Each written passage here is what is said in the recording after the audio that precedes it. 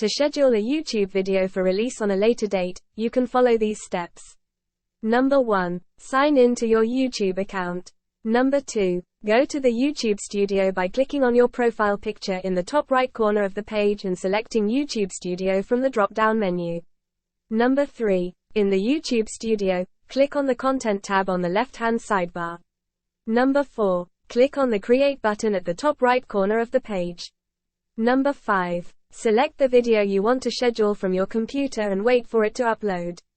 Number 6. Once the video has finished uploading, you will see a visibility option on the right-hand side of the page.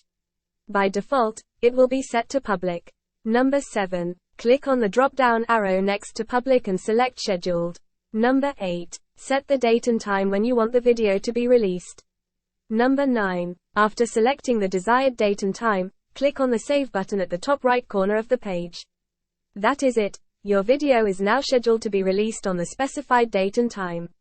You can check the scheduled videos in the Content tab of YouTube Studio, where you can make any further edits or adjustments if needed.